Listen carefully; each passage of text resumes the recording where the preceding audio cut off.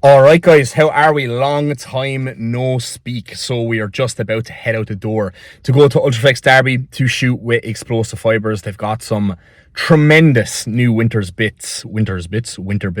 So cargo, bomber jacket, some very, very cool pieces. So I think I'm going to cop one of those and maybe a couple of other bits. Who knows? But pull today also as well after the shooting a little bit earlier than usual today.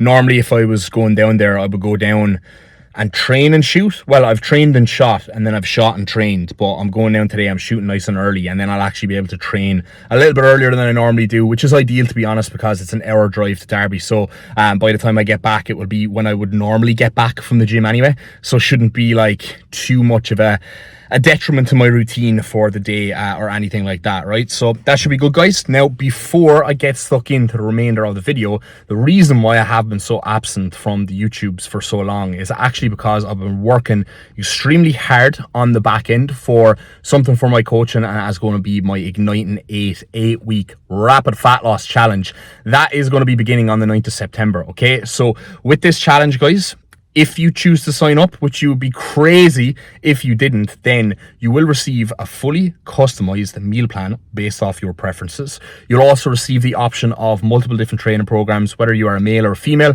whether you want to train 3 days, 4 days, 5 days per week. There is going to be weekly calls with myself. They're going to be webinar style, where I'm going to run through various different topics like how to manage social occasions, how to manage off-plan meals, common pitfalls with dieting, etc., etc. And then there's going to be Q&As at the end with myself, so that if anybody on the program has any questions or they want to pick my brain with my 11 years of knowledge doing this shit, then they can do that also, okay?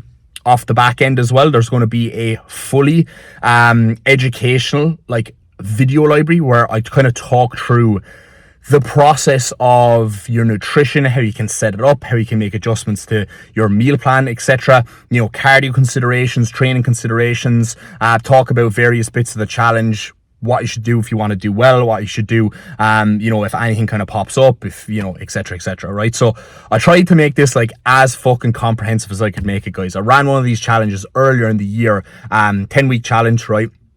And I kind of looked at it and I was like, right, what could I do better here? What are the common questions people are asking me? And I've kind of answered those questions already for everyone in that video library, so that when somebody starts, they get their training program, they get their meal plan, right? But they have a structure and knowledge on exactly what they need to do to get results over the 8 weeks, and also how they're going to set themselves up after that 8 weeks to make sure they keep their results, right? Because one of the biggest issues with diets, and especially with fat loss programs, rapid fat loss programs, 8-week challenges, whatever, is there's very little support or guidance off the back end, okay? People don't know how they actually get in shape, and they don't know how to actually adjust their nutrition afterwards so that they can stay in shape and not just pile all that weight back on, right? Which is one of the big issues with these challenges. So that's something that I've tried to solve with this program. So I'm super proud of it. I'm super confident in it. If anyone wants to sign up, guys, I'm going to drop a link down below to get yourself on the priority list for the challenge, okay? Spaces will go live on August the 30th. So this video will probably already be out by the time the spaces have gone live, or it will be out just afterwards. But the early bird spaces will be closing, right, on Monday the 2nd of September, okay? So you will be able to avail of an early bird rate if you are on the priority list, okay? So if you're interested, guys, get your name down on the priority list below. I will email you all the details. It is £125 all in for everything I just mentioned for the 8 weeks. And the best part, best male and female transformation will receive a cash prize of £250. So get in incredible shape, guys. Keep your results. And if you come out on top, you double your money. I mean, how bad? Couldn't go wrong, right? It's less than £16 a week. That's cut out one takeaway a week, guys, and I've probably saved you money over the course of the 8 weeks, all right? So early bird rate, guys, only via the priority list below. After that, the remaining spaces will be going at £175, okay? And I do think I am going to sell some of those also. So first 25 people will get the early bird rate, guys. So be quick, because I already have 30 people on the priority list already. So 1 or 2 people might not, go ahead with it, but it's going to be a scramble for spaces, all right? So if you want to get involved, guys, this is going to be the best 8-week fat loss program you have ever done. Do not miss out on it. I will not be running another one of these until 2025. So hit the link down below and get yourself involved. All right, that is my plug out of the way with for my program. Now we hit the road, get to Derby, do the shoot, a couple of Team Handsome bits, and then we'll train pull, and I might get a couple of clips for you then. Yes, my people, how are we? So, Q&A time. I was meant to do this last week, but I have been very busy getting everything set up for the challenge. So, what? It was my birthday. That's why we didn't do it last week. It was Chloe's birthday. That's why we didn't do it last week. Oh shit, she was watching me. But anyway, I'm going to have to go through my archives here, get up some of the questions I got, and I will answer them in due course. So, Rutina, full body, is okay, thanks. I'll just assume that somebody is asking about a full body split here, right? So, is it okay? Yes, of course it is. It's probably one of the best splits you can do, especially if you are a beginner. I think, frequency is probably the most important variable when you first start off your training. Obviously, intensity as well matters quite a lot, but I think if you can be super consistent and you can hit every single body part as frequently as possible, recovery dependent, when you first start off training, then that is going to be king for building muscle, right? You do not need a lot of volume when you first start training to build muscle at all, right? And that's why a full body split is fantastic. I'll give you an example, right? Look at guys who are like 15, 16, 17, and they're playing rugby for like Munster or Leinster or whatever. They're going up through all these academies and stuff like that. Those guys, when they go off for like the summer and they're out of school, they literally, like the Munster rugby team, like they go down to Limerick, they literally live down there for the summer, and they start training at 7 o'clock in the morning and they finish their day at like 5, 6 p.m. in the evening, right? They are literally training and eating and training and eating. They have pitch sessions for ball work and stuff like that, and then they have gym sessions. And a lot of the gym work that they do, it's full body work, right? They're doing bench press, they're doing squats, they're doing like some plyometric stuff, lunges, etc. They're doing like different row variations and stuff, but it's extremely basic training that they actually do, but they're doing it so frequently, okay? So like they'll be doing their squats, their benches, their big kind of movements like multiple times through the week.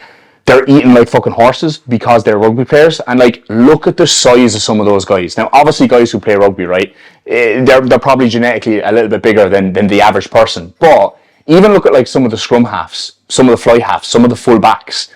Those guys, even at that age, they're fucking jacked, right? And it's because of the frequency of the training that they actually do. I always use rugby players as an example for that, as I think, there's a reason why those guys are so big at such a young age, and it's because of the training they do, and it's because of the frequency of the training they do. They're not going in like most other lads, 15, 16, and doing a bro split, hitting fucking, chest on a Monday, back on a Tuesday, legs on a Wednesday, or probably not training legs at all, and then doing shoulders and then doing arms, you know what I mean? And just doing these fucking half-ass sort of sessions, like with all these isolation exercises.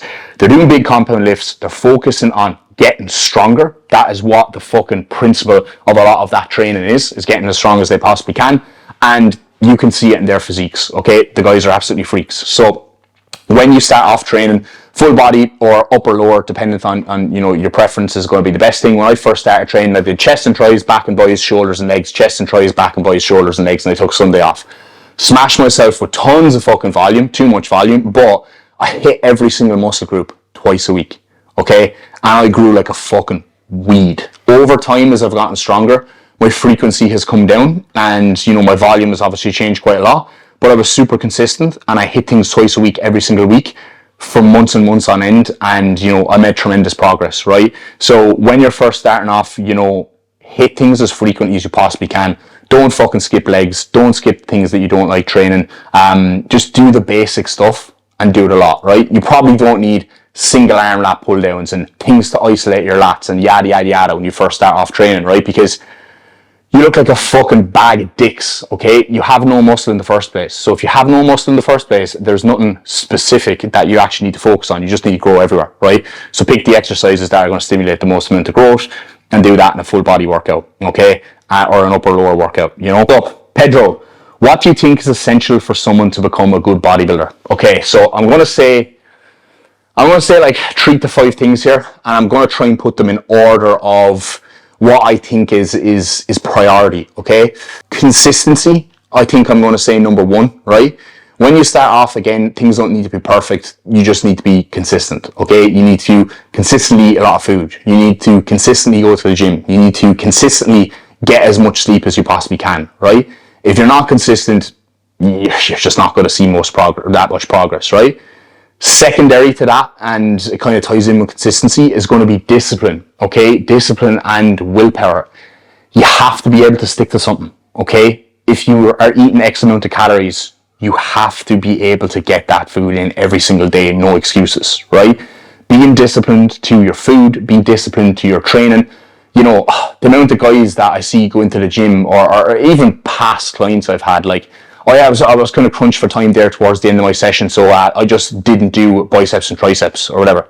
I'm like, how do you expect to make progress? How do you expect to grow your arms if you're skipping things in your session? Oh, I kind of felt tired in the gym today, so I just skipped a couple of exercises towards the end. Be disciplined, right?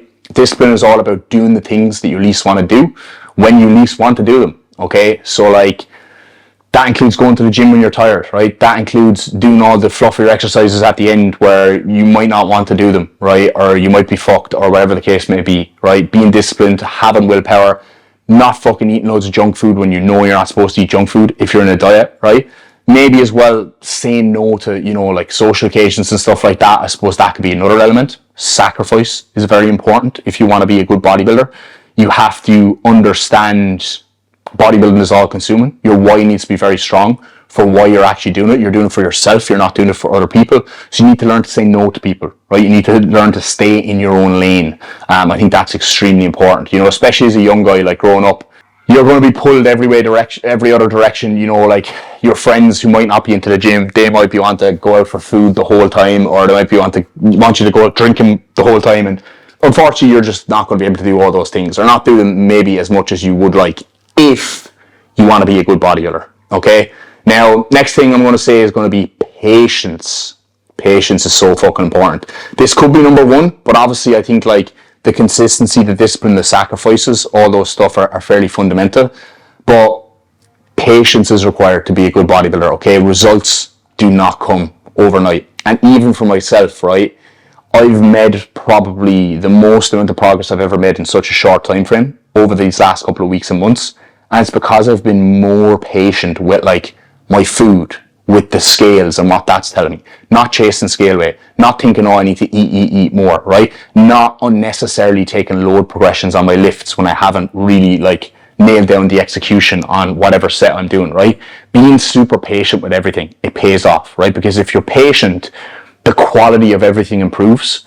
Everybody's in a rush, right? They want to build the most amount of muscle. They want to brag to all their friends they're eating 5,000 calories, right?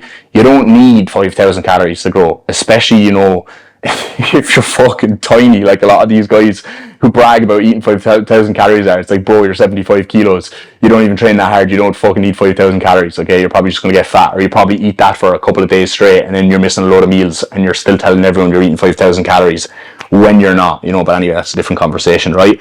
So patience is super important. And like, I've been doing this, you know, a very long time. I have been bodybuilding for 11 years. I've been training for 11 years, but I've been properly bodybuilding for like, I would say like 4 years now, which is not that long of a time really in the grand scheme of things. So I have to remind myself of that at times. And if I look at how far I've come in the last 3 years, it's actually a fucking hell of a long way. So who knows where I could be in the next 3 years, okay? But you have to be patient with it. Do not try and rush the process. Don't try and take shortcuts. You know, it's like guys who've been training for 6 months and they want to hop on steroids, right?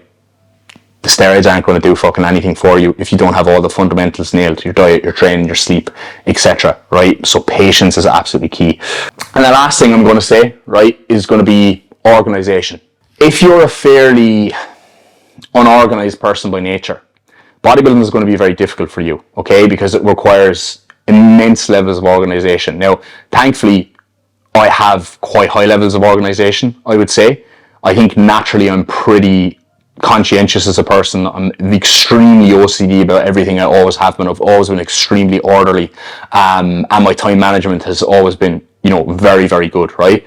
But if you're not one of those people, right, you struggle with time management. You're always late to things, you know, you're never, you know, organized, you're always forgetting things, etc., right? You're really going to have to work on those things if you want to be a good bodybuilder, because like the timing of everything is so important. Like when I get up in the morning, everything is on the clock and everything is very routine. It's like I wake up in the morning, I come downstairs, I drink my Hydromax, right?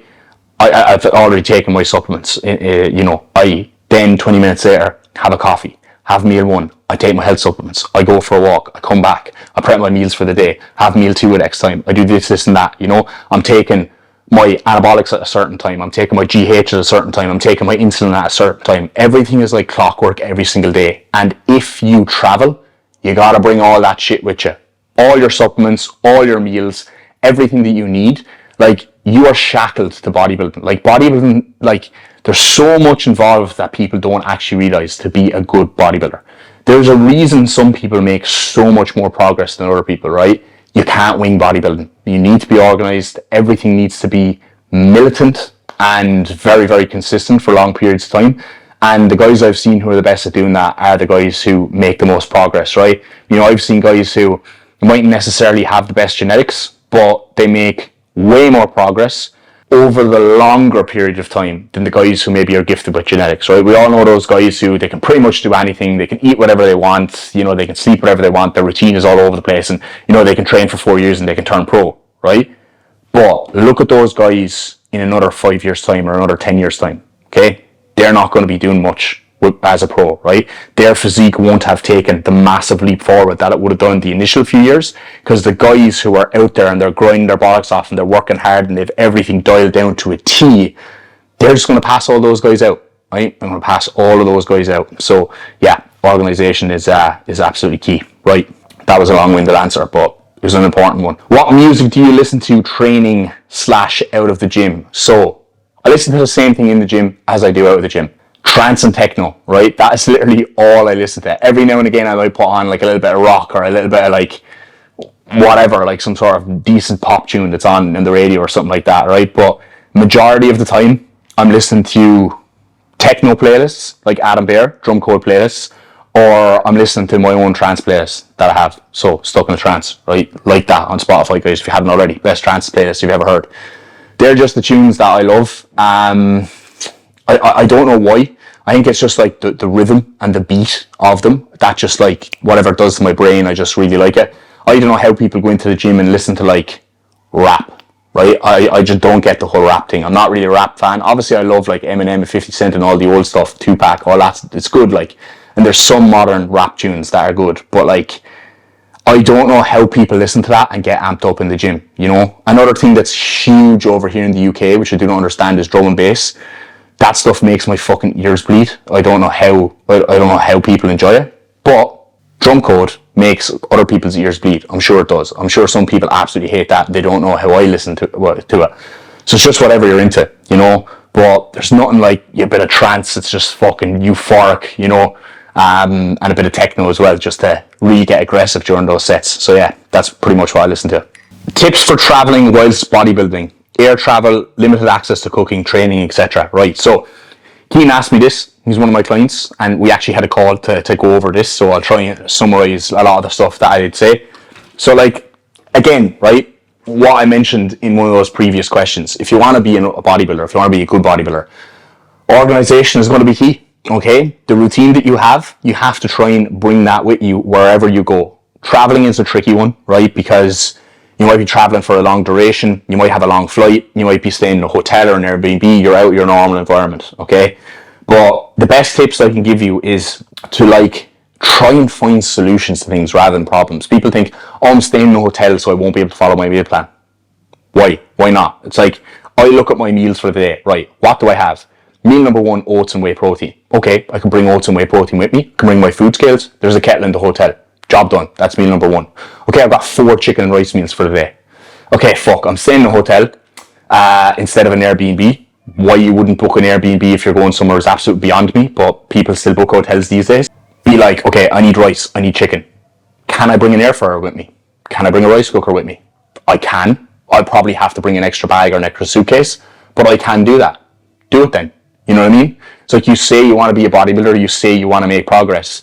So just pack those 2 fucking things and bring them with you. You can get tiny little air fryers and tiny little rice cookers.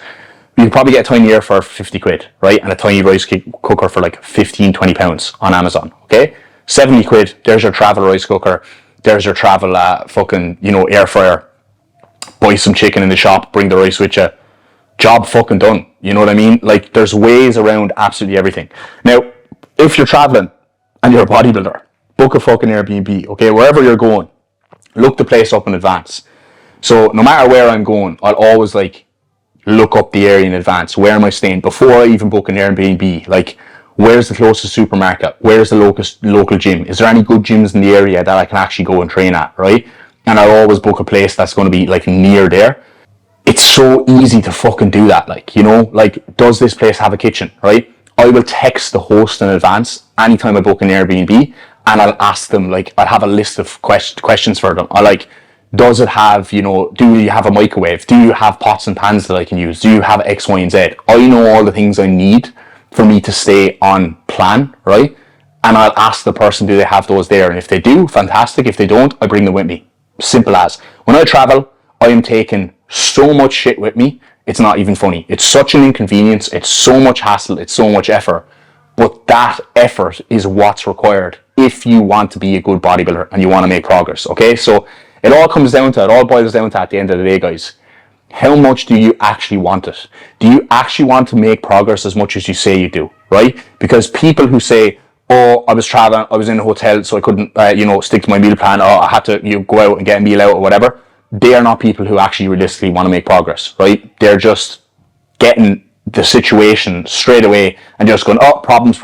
I couldn't stick to my meal plan because of X, instead of going, what do I need to do to stick to my plan, right? What do I need to do to make sure I can get my training sessions in? I can get all the food I need eaten. I can prep all my meals. I can do X, Y, and Z, So there you go. And long haul flights, put your food into Ziploc bags, freeze them, bring them in your suitcase. Job done. Would turning pro change anything for you, or is it the same process, different comps? Right, so this might be I'll expand on this, and it might be an answer that maybe people aren't probably expecting me to say, but anyway. So in terms of the process itself, no, it changes nothing, right? You turn pro and you're just a shit pro, right? You're working hard to build yourself up to be a good quality amateur, to have a pro-worthy physique. You turn pro, you're at the bottom of the food chain all over again, right? But in terms of your process and what you do, nothing changes. You still eat the same meals, you still do the same training sessions, you still take the same fucking gear, you just do it for longer, okay? Bodybuilding is all a time game. It takes time to put on muscle, right? So you just do the same things over and over and over and over again, right? And you just keep progressing, okay? So if you turn pro, obviously, it took you quite a while, years probably. For most people, it takes them years to turn pro. So from there, it's probably going to take you years to win a pro show if you are even genetically gifted enough to do that, which I'm not, right? And I'm very realistically with that. So in terms of would anything change for me if I turn pro, probably a lot, to be honest, because I know I'm not going to be winning pro shows, right? I know I'm not even going to be in the first, probably even the second call-outs in pro shows. And I think even if I was to turn pro, right, I'm hoping I will turn pro, right? I'm confident in that, but it's going to take me a long fucking time, okay? I'm hoping I'll have it done by the time I'm fucking 32 to 34, okay? And if I don't, I'll keep fucking going until I do. I would ideally like to turn pro earlier, I'd ideally like to be turning pro 30 to 32. I don't think that's going to happen, but it might. Who fucking knows, right? That would be the ideal scenario. And then from there, I would go into another off season. I would try and make some improvements. I would try and max out my pro classic cap, as I think that's where I'd most likely turn pro.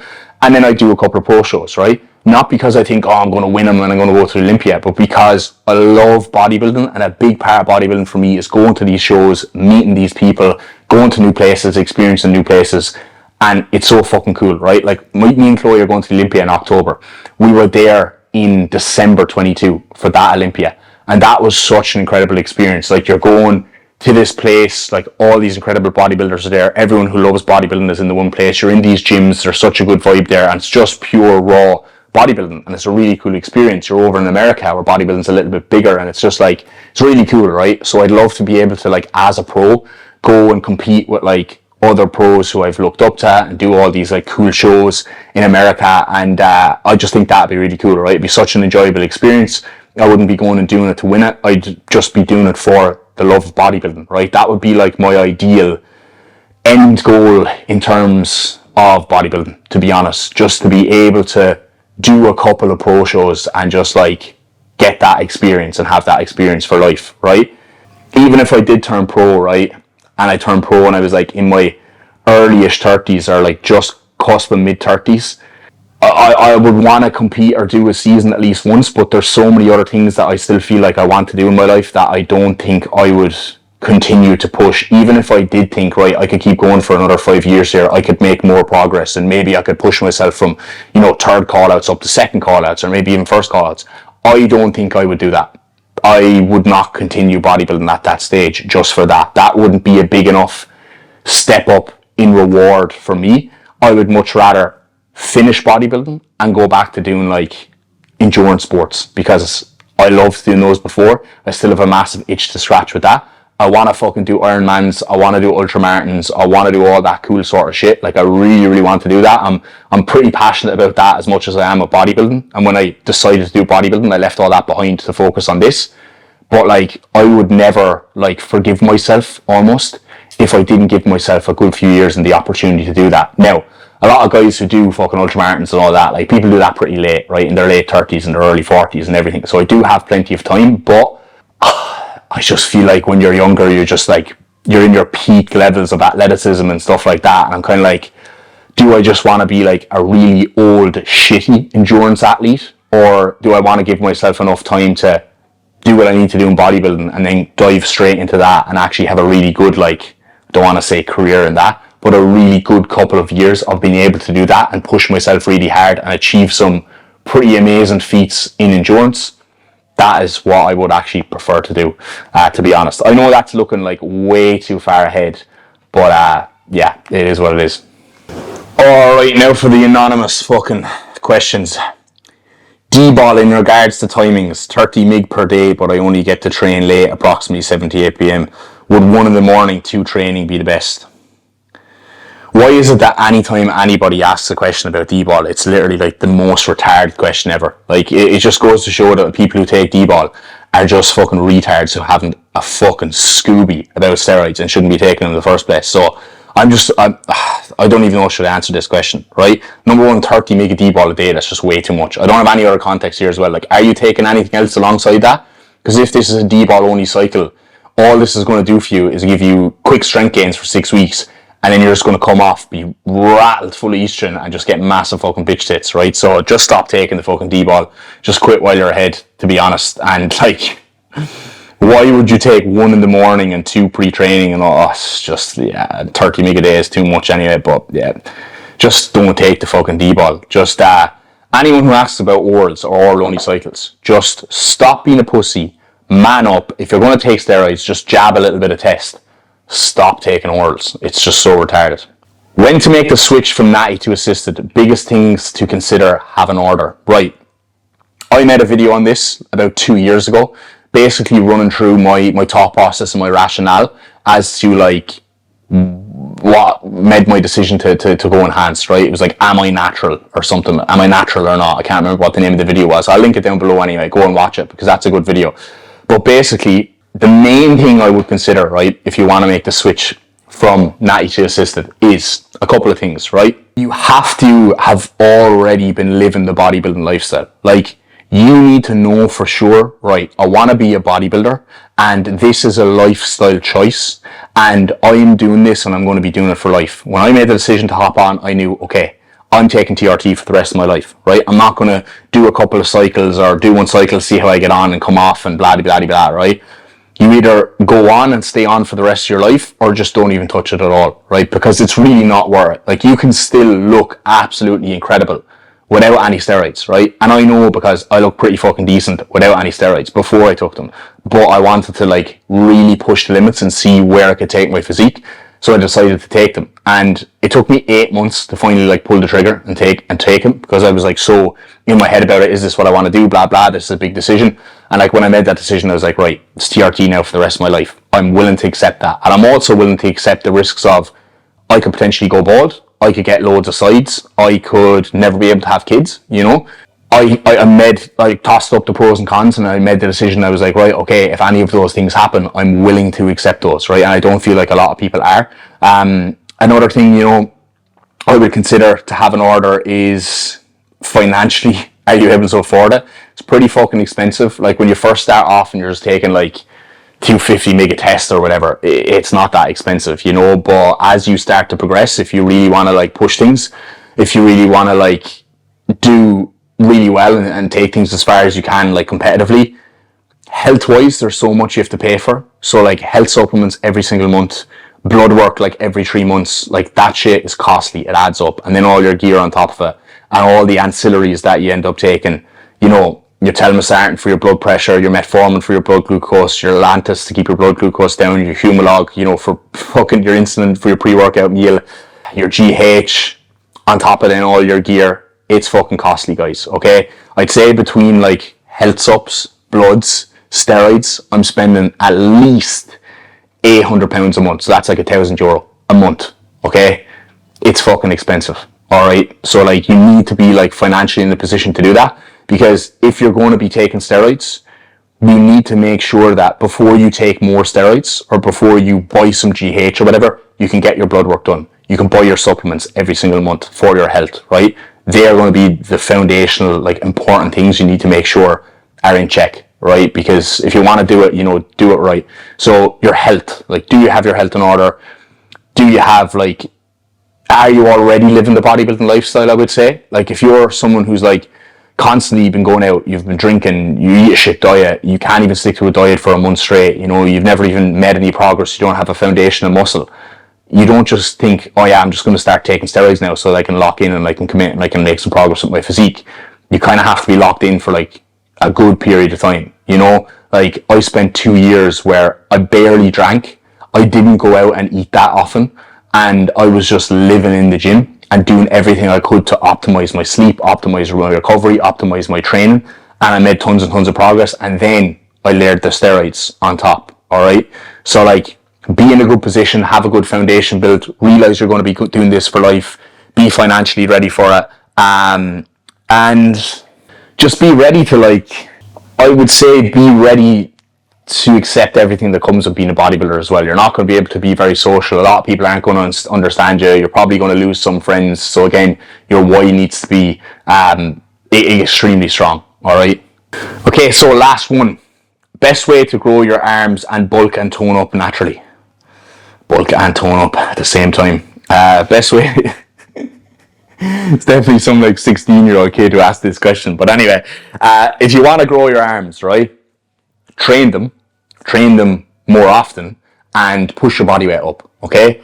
Like if you're a young guy and you're in the gym and you're going in and you're just training your arms the whole time, right, but they're not growing, it's probably because you're not eating enough, right? If you're a skinny kid, it doesn't matter how much you go into the gym and train. If you're not eating, you're not going to grow, okay? So you need to eat a lot of food, especially in your early years.